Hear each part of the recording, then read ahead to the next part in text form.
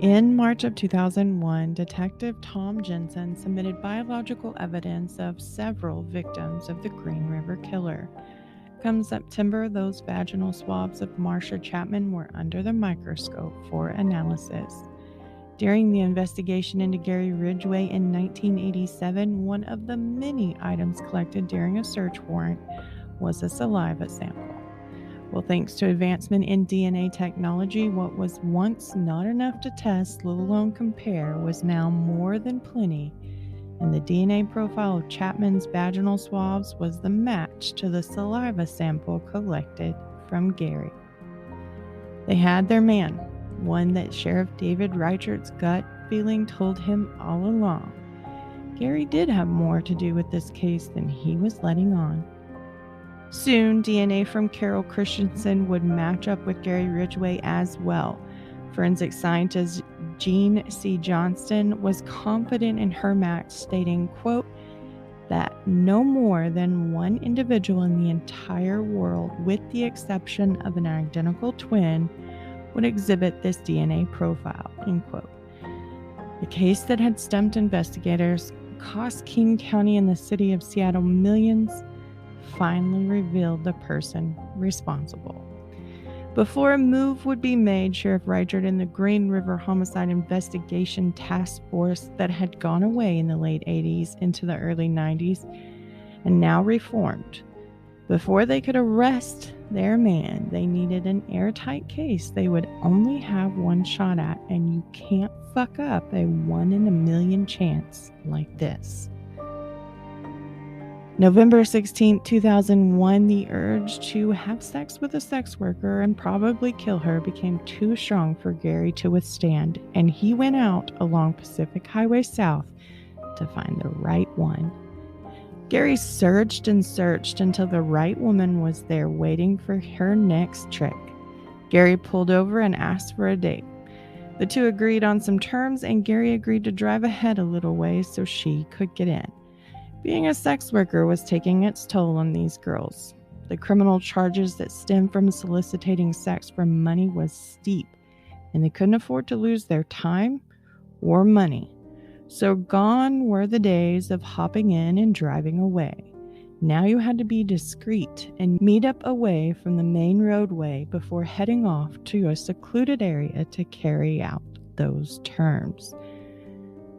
What wasn't known was his perfect victim was an undercover police officer, and he was under arrest. During the booking, Gary asked that they not contact his wife Judith, but instead contact the Green River Task Force, saying, quote, they know me real well. Welcome to the True Crime Librarian. I'm your librarian and host, Ashlee. Tonight we close an unprecedented case here, one that spanned nearly 3 decades and was the nurturing force of fear along Pacific Highway South in the early 80s, well into the 90s, when Gary would take his last victim in 1998. Gone were the days of covering his tracks and dumping in clusters. Gone were the days of hunting for weeks on end. Now he was older. He had a wife that he struggled to do right by. But the burning desire to have sex with sex workers and then kill them was not quite snuffed out. It was still there, smoldering, and occasionally springing to life until 2001, when Gary trusted the wrong sex worker, and then his will to survive and outsmart was completely extinguished, and what lay ahead would shoot him right to the top in the land of infamy, causing books, movies, documentaries, and even podcasts to say his name more than 1 million times and tell the story of his crimes 1,000,001. Gary Ridgway was ready to tell Sheriff Reichert just how right he was.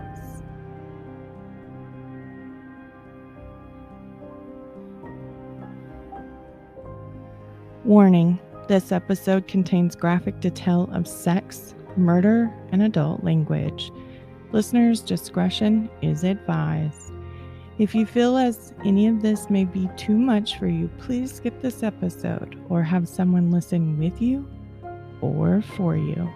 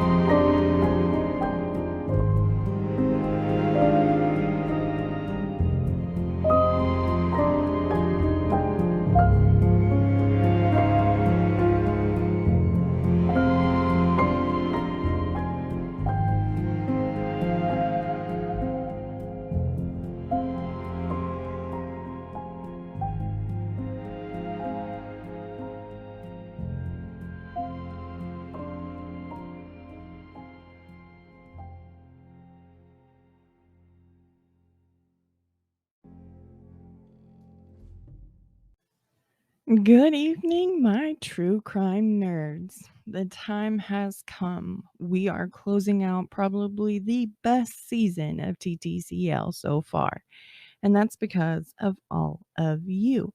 You recommended the show like crazy, and for it, we've had record smashing moments this season. We have just a little bit to get to here tonight before we get started with the final episode in the hunt for the Green River Killer.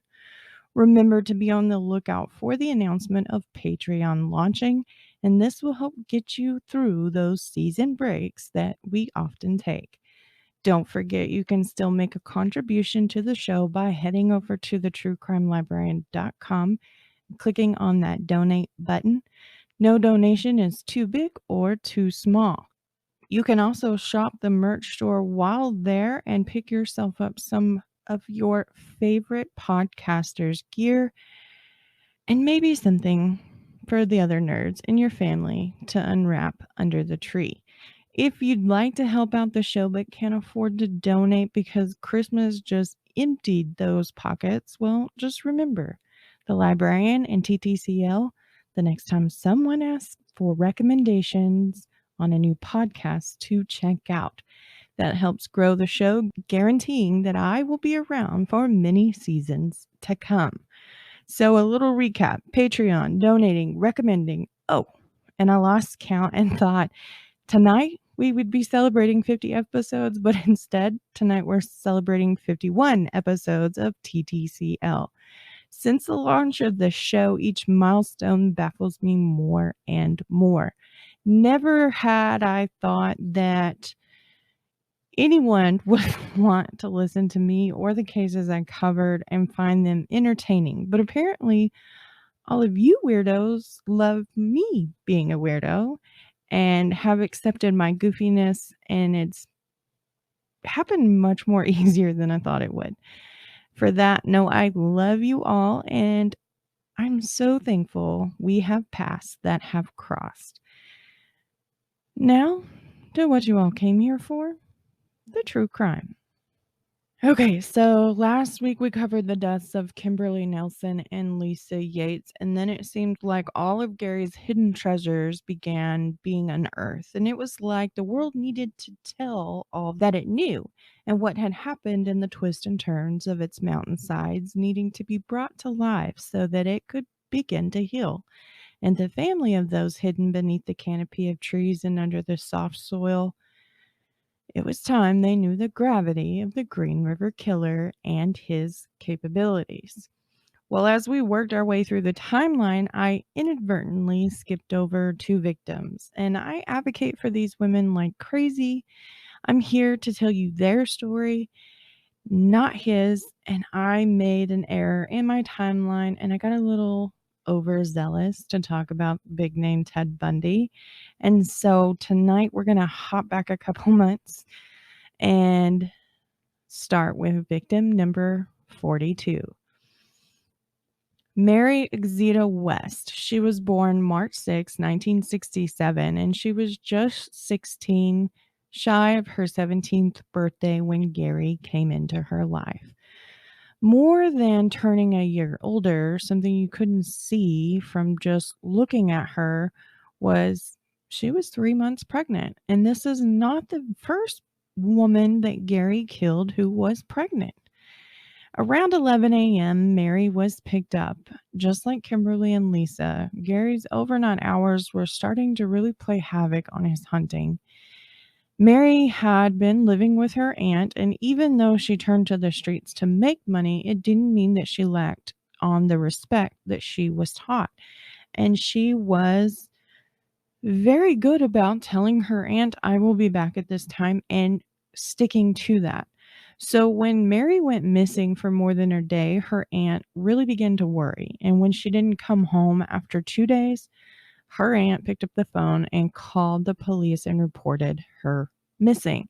This is something that we talked about last week with Bundy, and he was giving his profile of the Riverman, that some of these women went missing without anyone noticing. And that's true. So many of them were on bad terms with family or chose to not keep up with their family. So they went missing and were missing for such long periods of time because there was nobody looking for them. And that is why I advocate for victims like these women. Some of you see women who had no self-respect because they were selling themselves. And I see women who felt like they had no other options. They had no one to turn to. In the end, they had no one to fight for them. Victim number 43, her name is Cindy Ann Smith, and she was born in 1966. She had taken off to California to live with her boyfriend. But when things didn't go the way she thought they would, she called home and told her mother she was ready to come home. And honestly, her mother was ready to have her daughter back.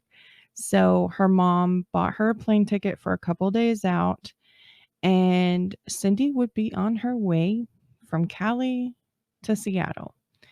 While she was in Cali, Cindy had turned to dancing topless in some bars and even taken a date or two to make some extra money. Her mother knew of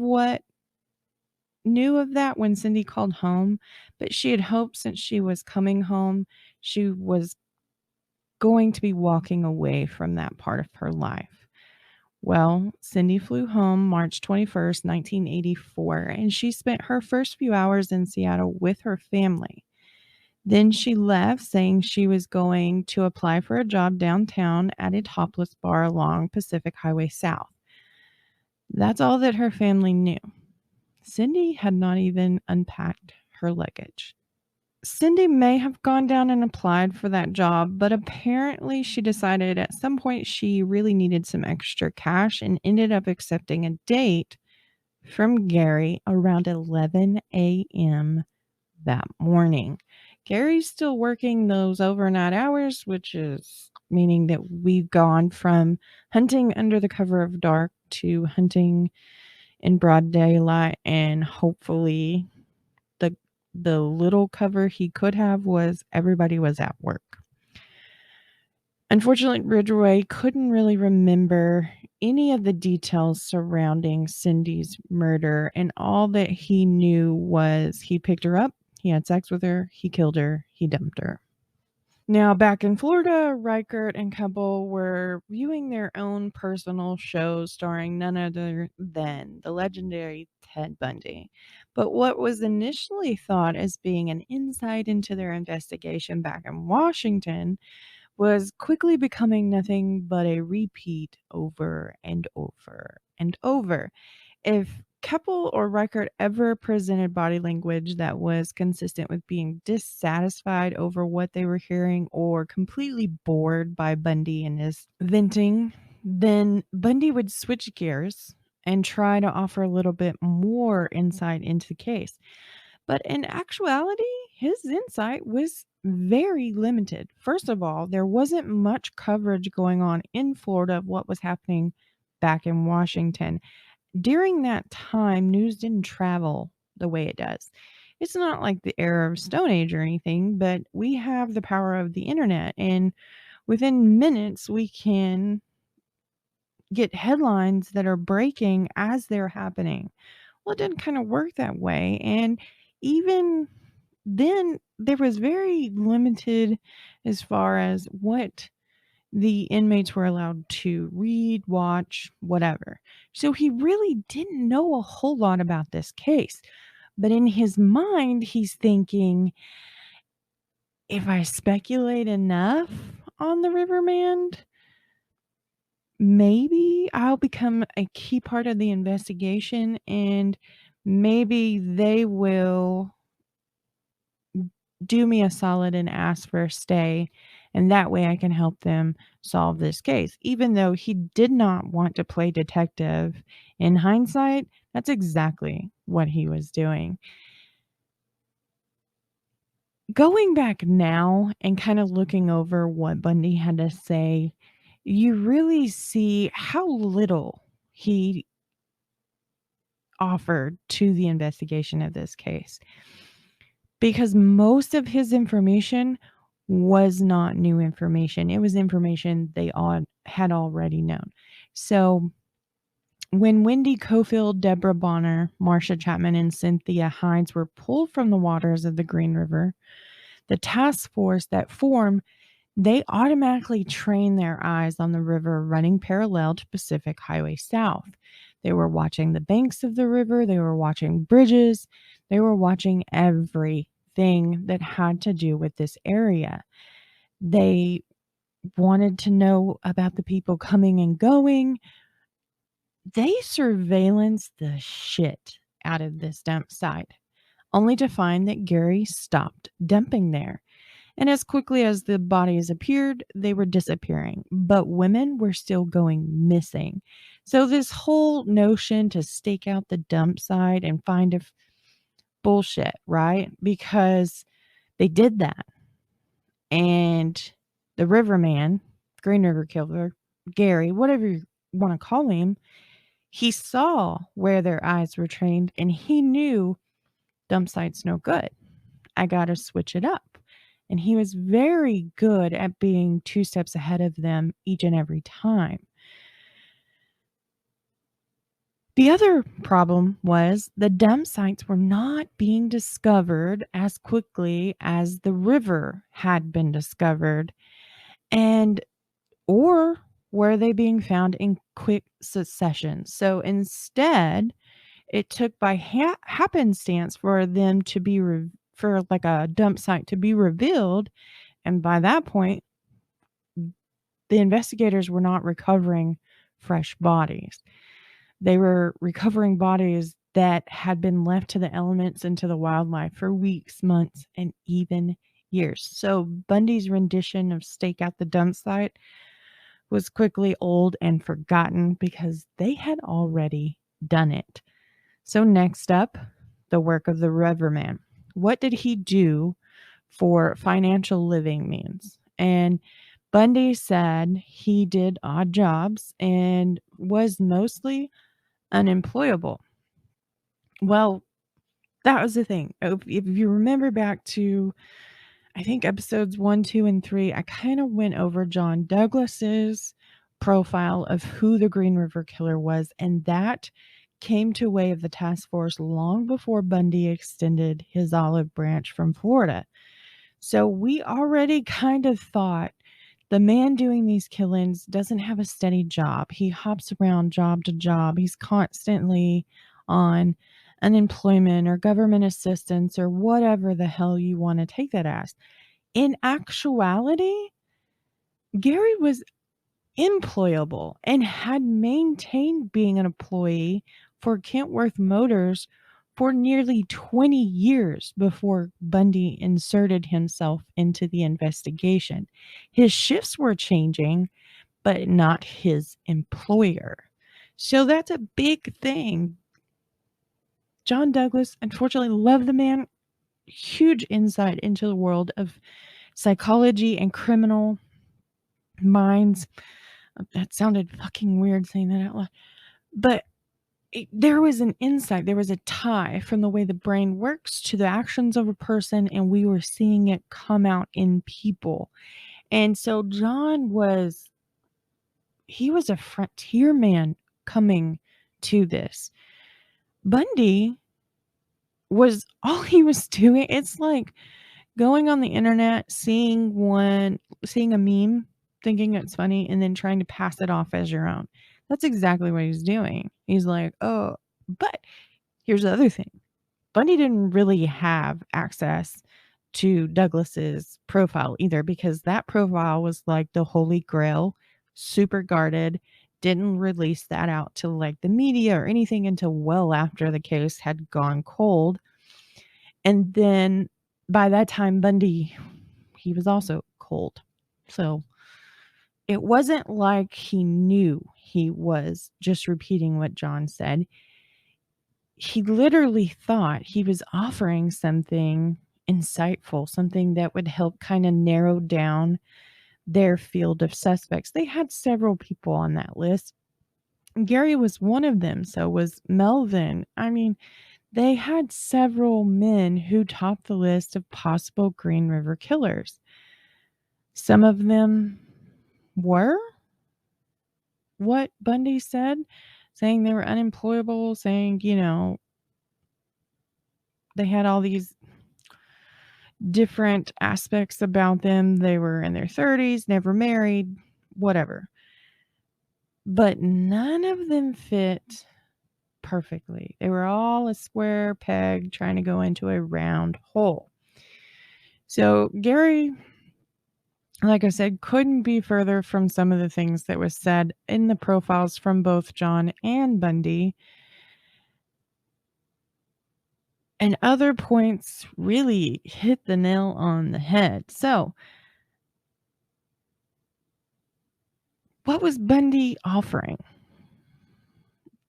Nothing, really. His insights were off, and he was not very good at playing detective. Bundy really would start getting hung up on dates and times in the investigation into the Green River Killer, which, if that's who you are, like if you want exact moments and you're not going to get that with this case. Most of these women, the day they were last seen alive is the date listed of death for them. Why? Because the way they were dumped, the way they were exposed to wildlife, the weather, speeding up, slowing down, decaying process, the ME wasn't going to come in and be like, they died January 5th, 1982.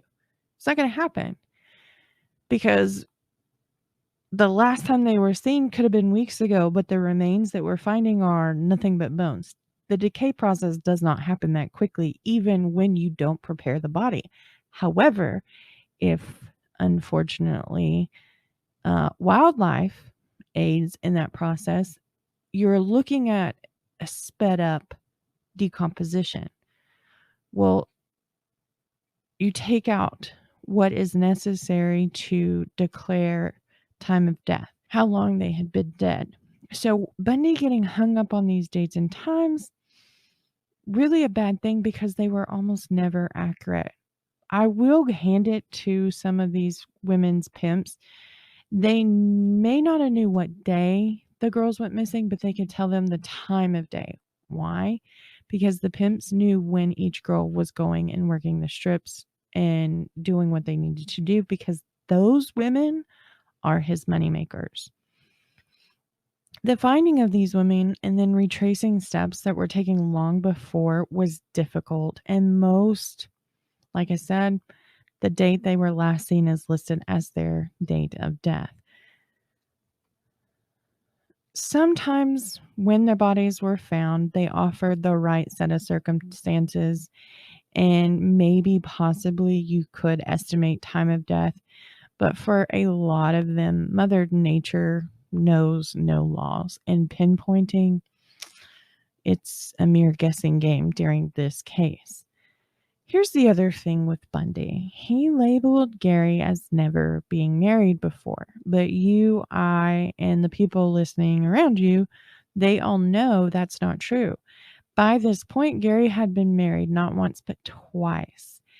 And he really amped up killing. He says he was killing prior to his first victim on July 8th of 1982. He says he committed his first murder prior to that, which would mean that it was either during or prior to the marriage of his second wife. However, whatever happened during their separation and divorce process, I am convinced is what pushed him over the edge to really sink his teeth into becoming who he is in infamy. So, him not being married or being socially awkward to the point that he doesn't, you're wrong, right? The first wife confirmed that. So, here's the thing labeling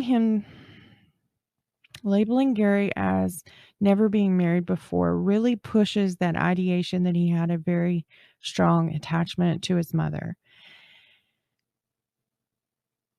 And that's true. Second wife was able to identify a lot of the dumping sites as places they had been during their time together, but the first wife confirmed how close Gary was with his mother. Even though his mother was completely overbearing and very dominating, Gary still had this hidden need for approval.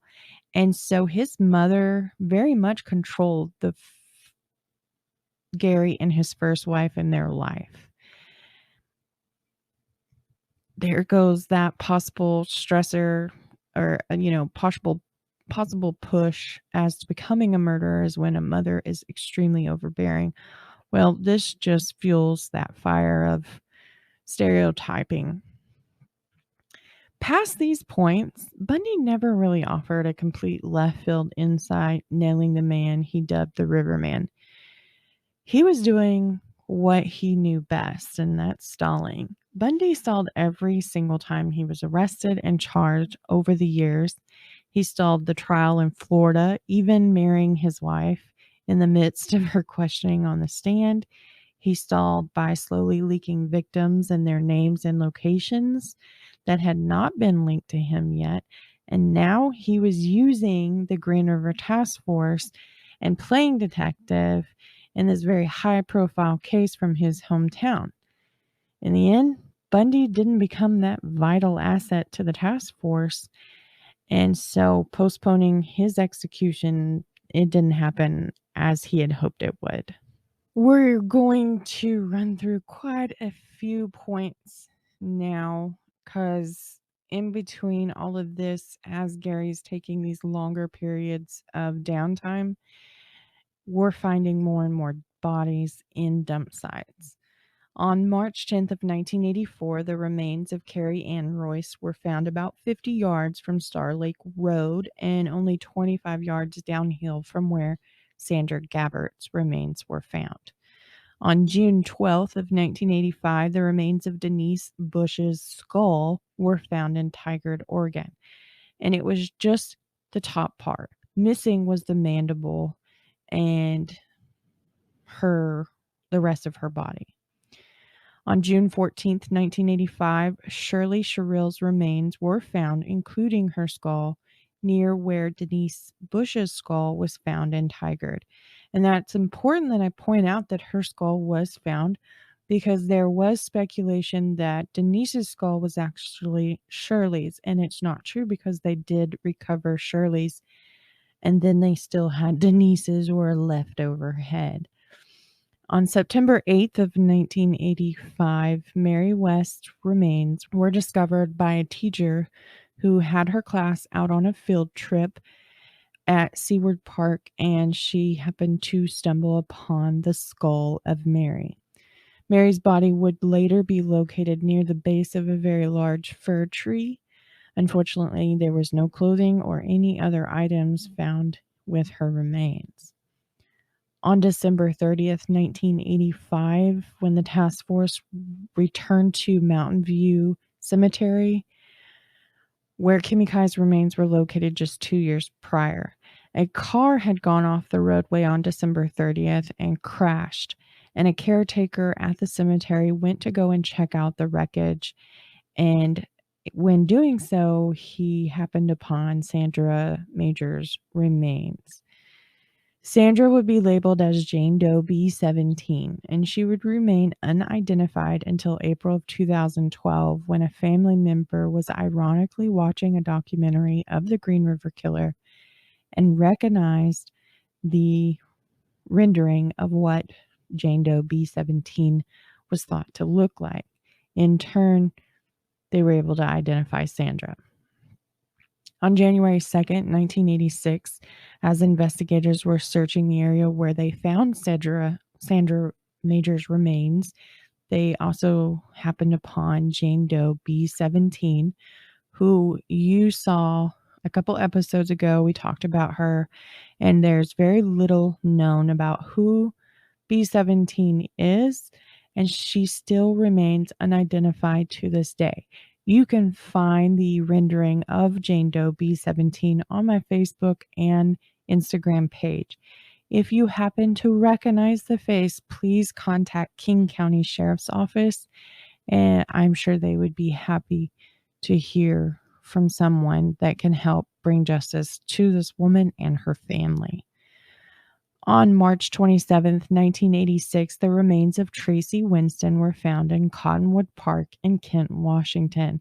This is just a small piece of land off the bank of the Green River, and it's about a quarter mile away from Peck Bridge, where Wendy Cofield's body had been found floating in the river. So Gary had returned to the Green River once he felt like he could dispose of a body safely. But much like Opal Mills, he didn't dump the body into the river. He left it along the embankment. On March 2nd, 1986, the remains of Maureen Feeney were discovered. An employee at the Echo Glen Juvenile Detention Center was out looking for an escapee when they came across Maureen's remains on the west side of Highway 18 at 105th. South of the intersection, Highway 18 and Interstate 90. Her remains had been scattered, and investigators had to search diligently to recover as many bones as possible. On June 14, 1986, Kimberly Nelson's remains were discovered. Her skull and a few bones were recovered from the deeply wooded area off I-90 and exit 38. This is where Kim Nelson and Delise Plager's remains had been discovered just 2 years prior. Victim number 44 is Patricia Patty Michelle Barzark. Barzark. I probably butchered that last name, and I'm sorry. I did have software pronounce it to me, but honestly, I get a little tongue-tied with that last name. She was born May 7th, 1967, and she was just 19 years old when she would meet Gary and go missing. But Patty had trouble long before she met Gary with men in her life. She had been dating just prior to her death a man, and he led her to believe that he was this insanely rich man with a very lucrative career working for the Millionaires Club. But in reality, it wasn't the Millionaires Club, the social scene. It was the Millionaires Club minus the E on millionaire. And this was the only point that would show that it is actually a shelter for those who are down and out on their luck. So he wasn't some lucrative businessman making money and playing 18 holes of golf and doing business out on the greens. No, he was a man looking to pull the wool over a sheep's eyes and take complete advantage. And he found someone in Patty. But by the time she figured out his entire little white lie, He had already moved into her place for the most part. He was there staying. Now, whether he was actually a resident and put on the lease or whatever, I don't know. I would say he's probably more like a squatter because he proved to be harder to get rid of than trying to evict squatters. And I don't know what squatters' rights look like everywhere, but here it can take like 3 or 4 months before you can serve eviction papers to those squatting on property illegally. Patty had just graduated from culinary school and she was very excited to get to start her new career, but somehow or another, I don't know the complete circumstances around what was going on, but she used sex work to pad her pocketbook. And she would pull few dates here and there. I don't have any information that shows that she hooked up with a pimp or anything like that. I think she was doing it on her own. And from what I can tell, her family was none the wiser to those to the risky way she made money. Mom knew she had a really shitty boyfriend who had completely lied to her, and she knew that her daughter Patty was taking advantage of friends who offered up their couch to her so that she would not have to go home and deal with this con artist ex who she was having a hard time getting to move out of her home. Not to mention, the less time she actually had to interact with him, the less likely he was to coerce her into changing her mind or whatever. Limiting their interaction was key to her survival after this piece of crap. Patty would later become known to many in the true crime world as the SIR lady, or the Seattle International Raceway lady.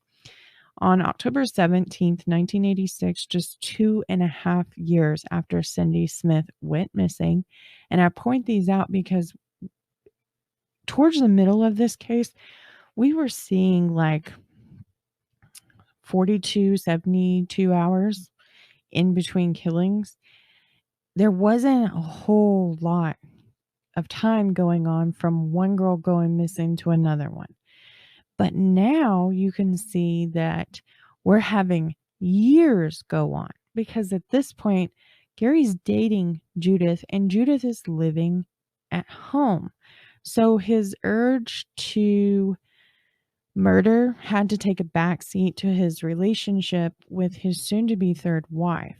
And many speculate that Gary was willing to make the changes for Judith because he wanted to be a better man. He wanted to be a good Christian man for her. Now, Judith was just a bit older than Gary, not much, but the love she had for him was completely unfazed by something as trivial as their age. She would move in with Gary during their time dating, and the two would live like husband and wife without that piece of paper saying they had those titles. And with Judith in the house, this took away from Gary's perfect place to take a date. How could he kill with Judith being in the next room? You know what I'm saying? So it really kind of took that out of the equation, and Gary was not much of a risk taker. Once he had an available residence that he could take these women back to, that was the only place he really wanted to take a date because he could do whatever he wanted to, sex, whatever. Then he could kill them and there would be nobody around to see. And if you're lucky, her screams wouldn't escape the four walls of your, that make up the outside walls of your home. So not having that really meant that he would have to take some big risk when he went to go out and kill. So that also aided in the fact that he was having such long periods in between women going missing. At this point, Gary is working swing shift again, and he didn't have to report to work on October 17th until real late in the day. Gary picked up Patty. He took her to Highway 18 between mile marker 8 and 9, and he dumped her. It's believed that the two did have sex prior to him killing her. She becomes known as the SIR lady because this is the point where people would access Seattle International Raceway by sneaking in, and Patty's remains would be there for a couple years before somebody stumbled upon them. Patty was never one of the official 49 victims that were labeled Green River victims. Gary would voluntarily admit to her murder during his time being interviewed in accordance to his plea deal. We're going to take a quick break to hear from this week's sponsors, and we'll be right back. Thank you for sticking around, everybody. Now we're going to jump into some more of the timeline and some more discovery of the bodies. Victim number 45 is Roberta Joseph Hayes. She was born June 9th, 1967, and she was just shy of her 19th birthday when she would meet Gary and go missing. Roberta was known as Bobby Joe to her family. She was raised by her father and stepmother, but from a very early age, she began stepping out on her own. She ran away from responsibilities that fell to her either by way of chores or by being like a built-in babysitter. You know how you are. The older siblings tend to look after the younger ones when mom or dad couldn't be home. At the age of 12, Bobby Joe took off from her dad's house, and those who knew her were concerned because around family, she was very gullible, very trusting, except in the way of trusting and knowing that they loved her. That, for whatever reason, was a very huge block in her mind. She could trust them. She could, dad could go in there and say the sky's purple, and she'd be like, "Well, that's really cool. What color purple?" She would totally go for it. But when he say, "I love you," she was very skeptical that he meant it. And that's a little hard to hear, especially about somebody so young. But because of that, she began making it through life by working on the streets. The thought of caring for anyone besides herself would be highly ironic, as she would become pregnant with her first child at the age of 15, and she would go on to have 4 more children over the next 6 years, all of which she would turn over to the state so that they could be adopted. I must say that no matter your stance on the right to choose, you have to realize a good decision when you see one. Bobby Joe was clearly not capable of being a mother. She wandered the streets, she stayed in motels or with friends. Her line of work was dating, using air quotes here, men. None of that equaled up to her being capable of raising another human being. Not to mention, the whole reason she was doing what she was doing is so she didn't have to be the live-in babysitter at her dad's house. Also, point this out, quick side note, do not spark up a debate of pro-life or not on Facebook, on YouTube, on anywhere. I don't typically drop politics into my podcast, and we're not going to start today. Whatever your opinion and wherever you stand, stand your ground. Have faith in it and have the knowledge to know that at no point did I attack your opinion. I love you all, and I'm just not going to lose you because of something as silly as political debates. Just acknowledge a good decision when you see one. The last time Bobby Joe was seen alive is when she was being released from police custody in Portland, Oregon. Now, we know that Gary was known to spread out his victims' remains, and it isn't unheard of that he could drive to Portland to pick up a victim, especially if he's fighting this side of himself so that he can be a better man, human, for his soon-to-be new wife. But it's not unheard of.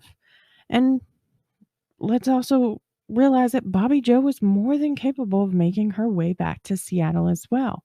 She managed to go from Seattle to go work in Portland, to work in Sacramento, and back. So even though in life with her family, she was this naive, trusting person, On the streets, she seemed to be far smarter, regardless of what she had done, who she had done it with, or where. Meeting Gary and trusting him said more about her personality of who she was on the streets than it did about her personality when she was around those she could open-heartedly trust that they wouldn't put her in harm's way. Gary dated Bobby Joe and then he dumped her on Highway 410. She was the only victim on the north side of 410. Bobby Joe was not part of the official victim list until during the interview process with Gary, where he would admit to killing her. On June 27th, 1988, the remains of Cindy Smith were discovered by two kids who were playing in the ditch alongside Southeast 312th Way. It was on the road leading to the Green River Community College, and these two kids were poking bags of garbage when one of them that they had poked Cindy's skull rolled out of. Investigators would recover the rest of her remains that had been placed under a large piece of wood believed to be a door or something very similar, and Gary would admit to putting her underneath that. On May 30th, 1988, the remains of Deborah Estes were discovered when two construction workers were digging holes for new playground equipment. She was buried in a shallow grave in Federal Way, and she had been buried with two items of clothing, a bra and fragments of a black knit sweater with metallic threads. An acquaintance of Deborah would confirm that the sweater she was wearing on the night she disappeared was a black knit sweater. On June 12th, 1988, Gary married his third wife, Judith. The two would be married for 14 years until Gary's arrest, where Judith would file for separation, at first hoping to separate herself from what was going on with her husband, to eventually having the divorce granted in 2002, nearly a year being a part of the nightmare he created.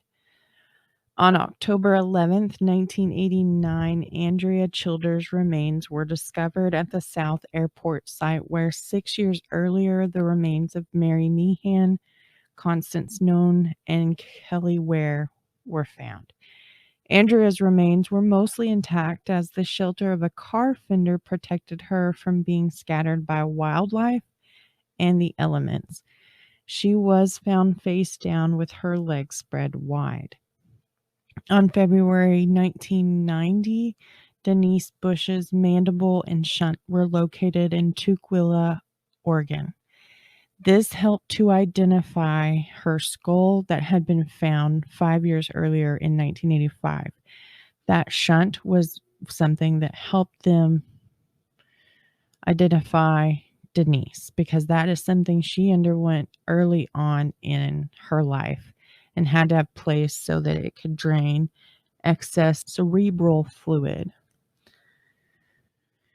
Victim number 46 is Marta Reeves, and she was born in 1953 in Hungary. To date, she is Gary's oldest victim as far as where we're at in the timeline. Marta had settled in Seattle with her husband and children, but she had become estranged from her husband and 4 children when she developed a very serious addiction to cocaine. And it seems as though her husband kicked her out when he couldn't get her to give it up.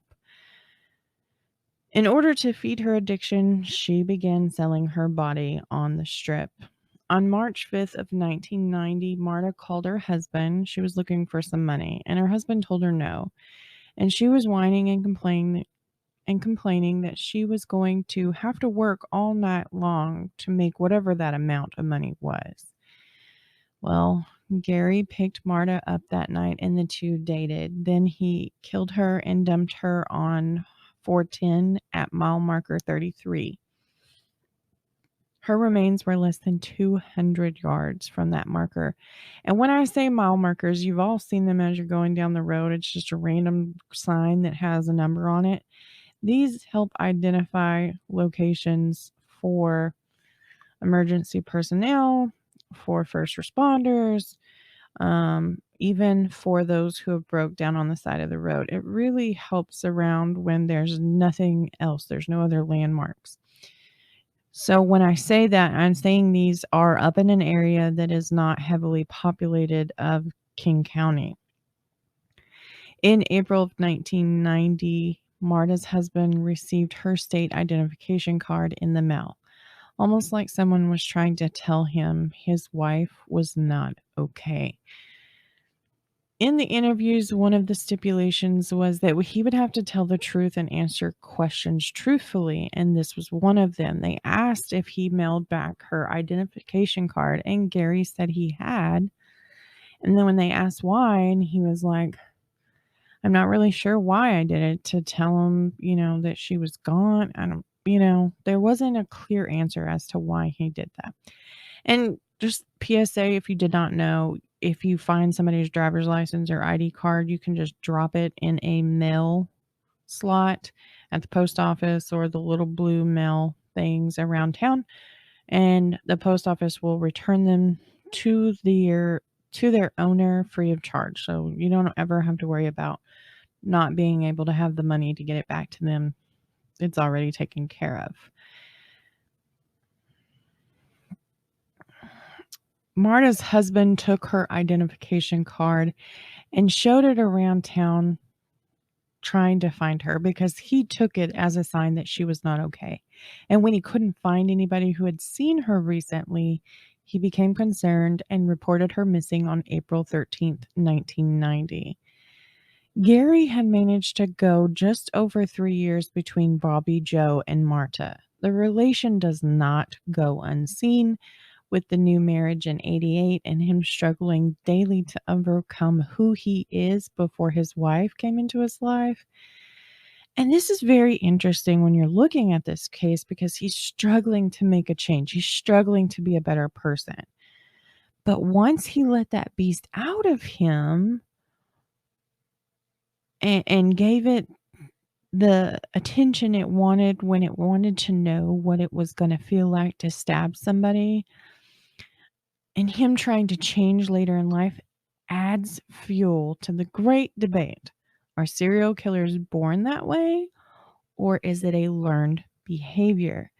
And I think this gives more to the side of being born that way, because Gary is actively trying to change his thoughts, change his actions, change that whole dark side of him to be somebody better for his third wife. If you have not picked up, he was highly in love with Judith, and Judith was in love with him prior to knowing. And something like this would be very easy to come in and just flip that switch off if you no longer being in love with the person you had been for the last 15 years. It's very understandable. But with Gary and him actively trying to be somebody better, somebody who was good, and then you have somebody like Dennis, who he didn't kill because he didn't have the time to devote to hunting. Because the way Dennis hunted, he needed to set back. He needed to watch his victim, and he needed to learn everything he could. When do they leave to go to work? When do they get home from work? How often do they have visitors?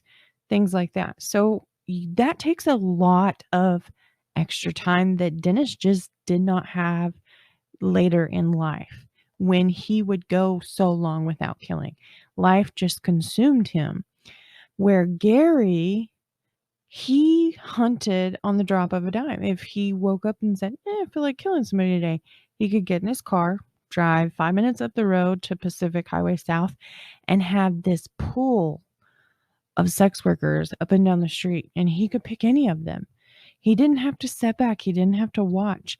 So where one couldn't, because there was not the time, and where one actively tried to change that part of them, you have to wonder what it is about them that was born with them when they came into this world. And so can that person then be groomed in an environment that would cause them to turn to being a murderer versus a person being capable of being a murderer. Here's the thing about all of these people.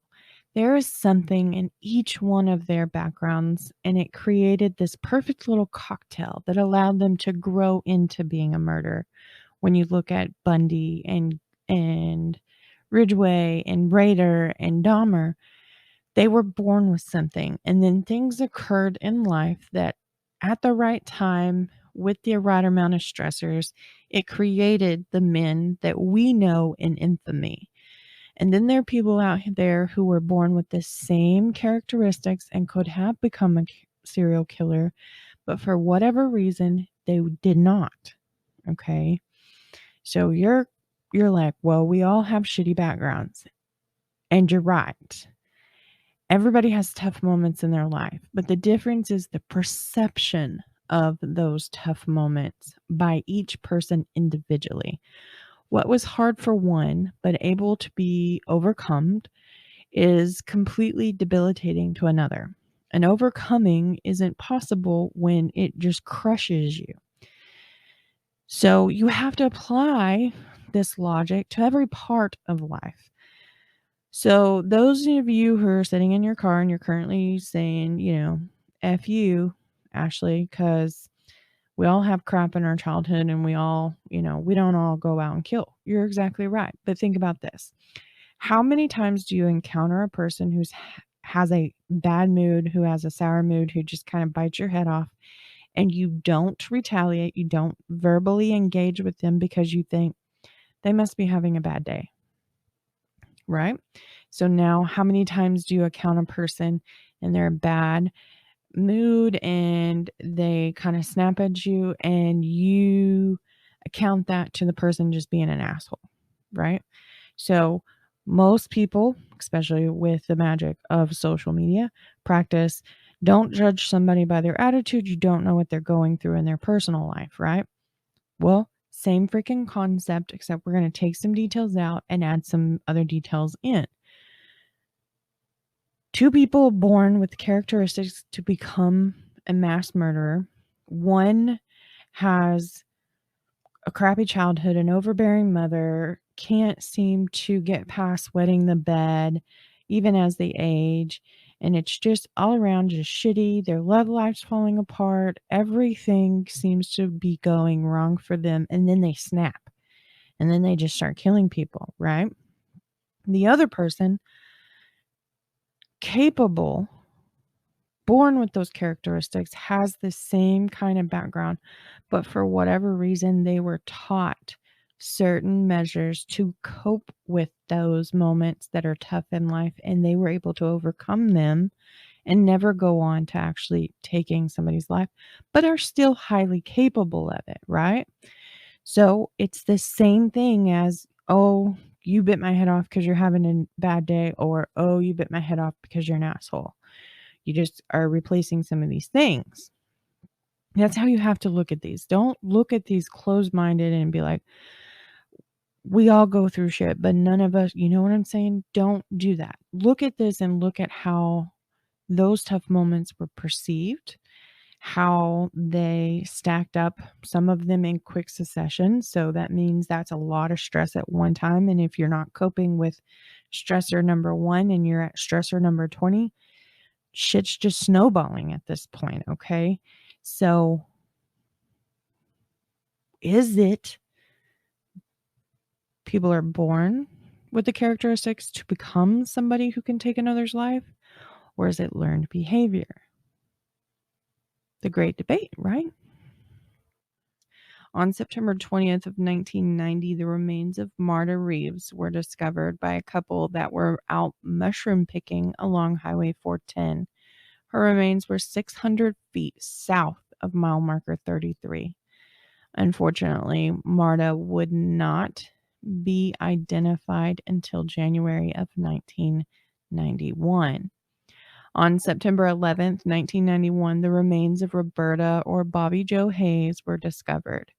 A Washington State Police A Washington State Parks employee discovered Bobby Joe at the end of a dead-end dirt road located north of Highway 410 between mile markers 36 and 37. Now, employees of a nearby factory said that sometime in between September of 86 and April of 87, the roadway became blocked by boulders. This helped identify who was there and what time she was last seen. It was Bobby Joe. And so we know the last time that she had been seen alive was February 7th of 1987, prior to the April 87 estimate from these factory workers. On February 3rd, 1993, the remains of Patty Barzark, I'm sorry, I'm butchering this, were discovered, and a road worker had found her skull just off of Highway 18 between mile markers 8 and 9. Victim number 47, and the last one that we are going to discuss in the case of the Green River Killer, is Patricia O'Rourke. She was born April 7th, 1960, and she would become the oldest official victim of Gary. Trish, as she was known to most, struggled much of her life with addiction between drugs and alcohol. And as a result, she turned to selling herself. This allowed her to feed her habit, and she didn't have to go and work 9 to 5 doing work she didn't want to do and live day to day knowing that at any moment the rug could be pulled out from underneath her feet. She could lose her job due to what she was doing as far as her recreational habits were concerned. Trish was fun, and she tried to live life that way. Shortly before her life ended, she was sitting with her sister, and the two were talking. And Trish told her sister she had a dream, one that she had not had until recently. She was wanting to get herself clean.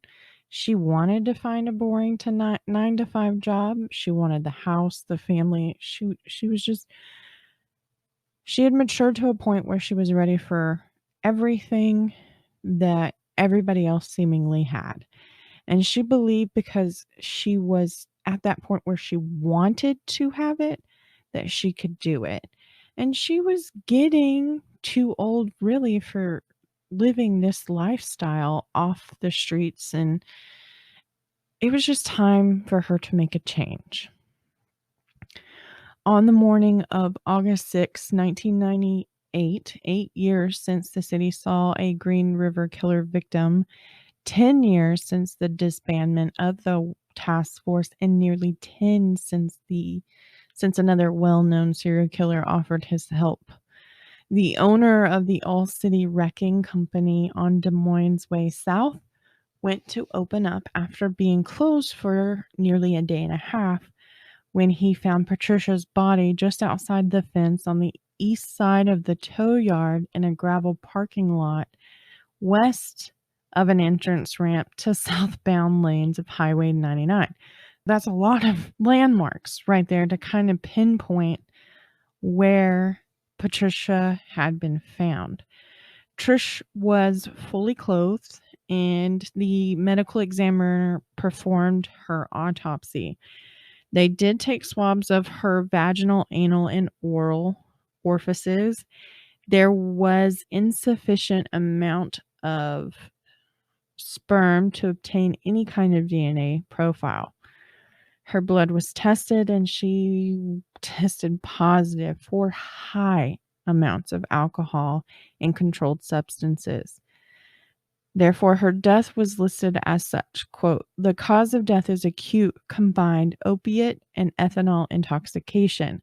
The circumstances, scene investigation, and post-mortem examination, which did not reveal evidence of significant injury, indicate that the manner of death is probable accident," end quote.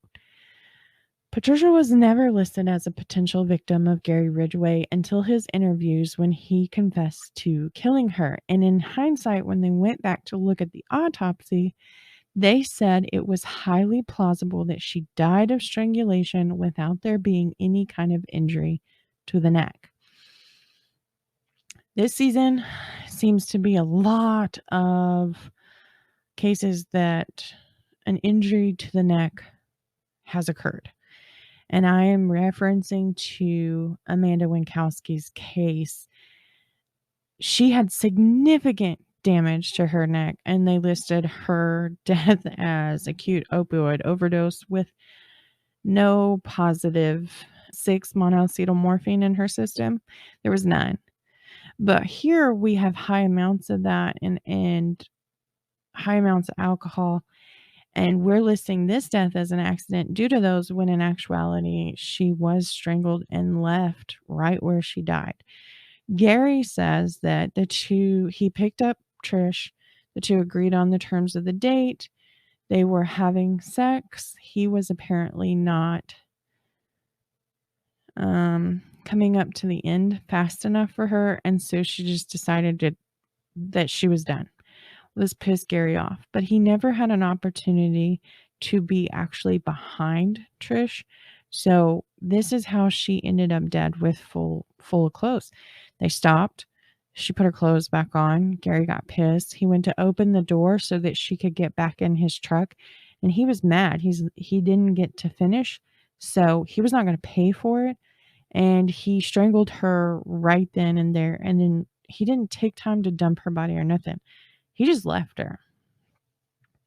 But this proved to be beneficial to him because she was not listed as an official Green River killer until the interviews later.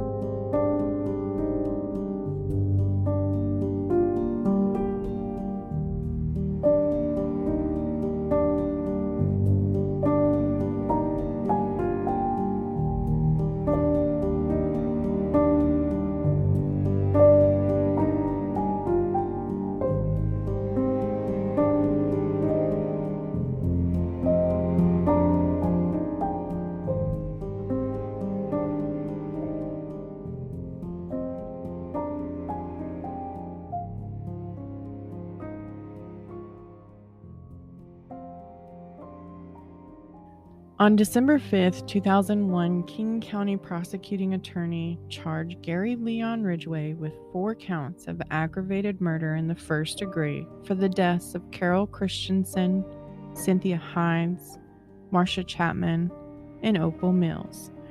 3 of the 4 had DNA profiles developed from DNA left over from someone other than the victim.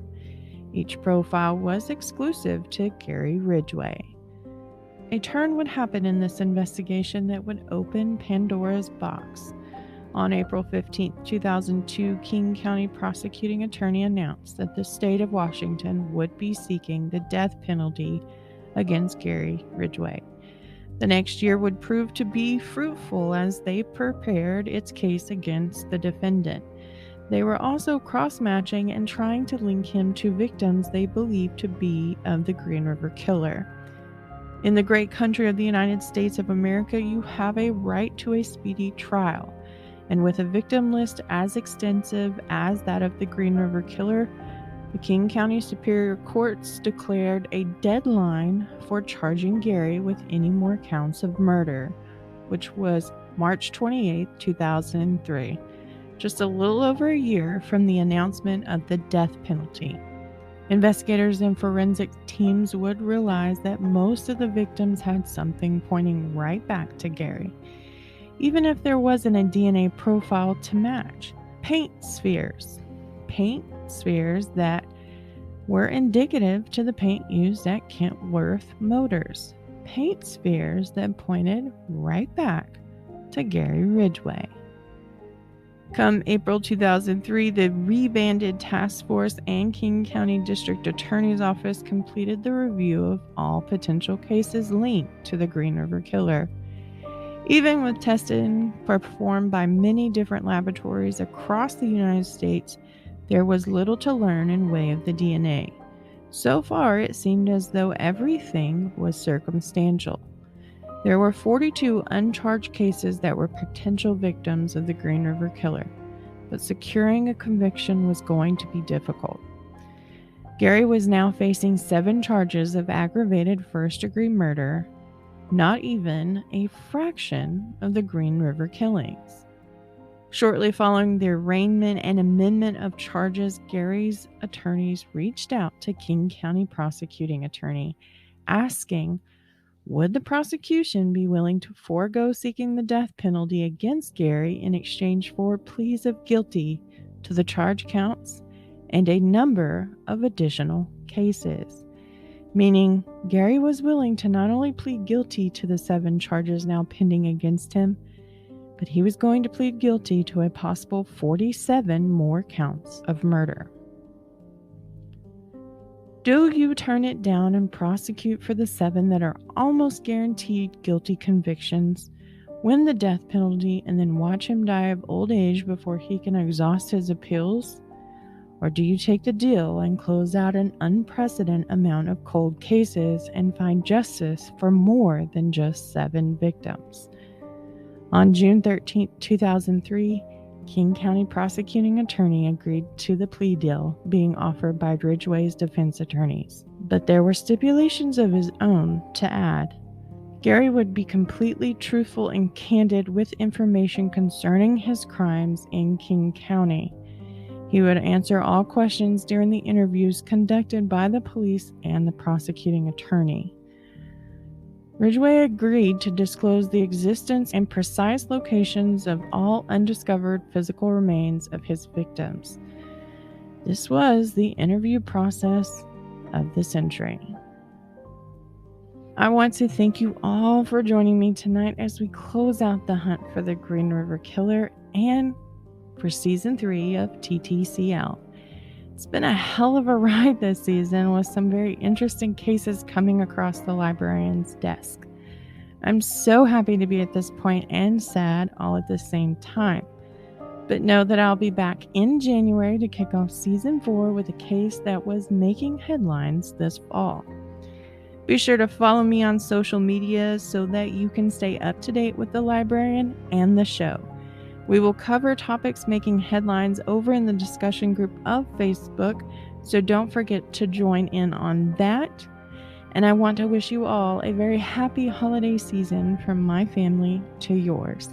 And I can't wait to see you all real soon. Remember, I always have something up my sleeve. As always, I leave you with one last line. Let go of the past, but hold on to the lessons it taught you. Much love, the True Crime Librarian.